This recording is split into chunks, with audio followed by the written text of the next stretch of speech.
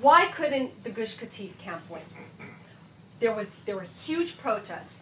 Just checking the time. There were massive protests. I participated in the protests. There weren't too many articles, but there were some articles. They were trying to get their voices heard. There were about 18,000 infiltrators in Gush Katif because they thought the more bodies there, the more the soldiers won't be able to evacuate them. And I'll tell you why, a major reason why they couldn't win. They were too Zionist.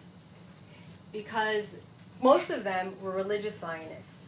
Now, for them to have to fight the IDF, they didn't want to fight the IDF because the IDF, they served in the IDF. I had a friend whose cousin evacuated her. He didn't want to do it, but he had to. And they also saw the IDF as sacred. And they couldn't fight the IDF. In some senses, you could maybe draw an analogy to the American Revolution. The British sent the Americans to settle America, and they felt that their rights were being trampled upon. They rebelled against Britain. They kind of ceded from their union.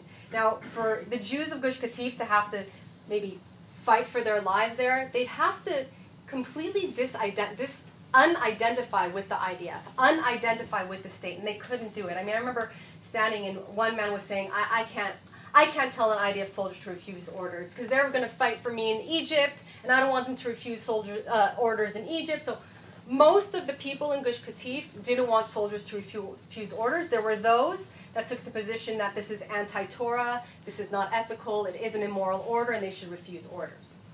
But most of them didn't believe that. There were those that actively told them to, but not everyone.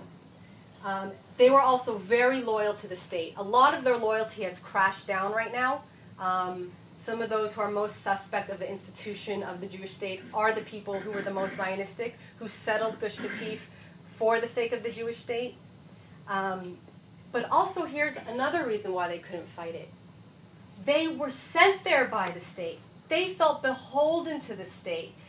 I mean, when someone gives you something and they were given this land to settle on, they were given resources to help make it happen, if their lives were in some ways there owned by the state. They were there serving the state. They weren't there serving their own lives. So they were recipients of the state, and they felt, well, I think in their hearts, how could we now rebel against the state that brought us here, that we believed in?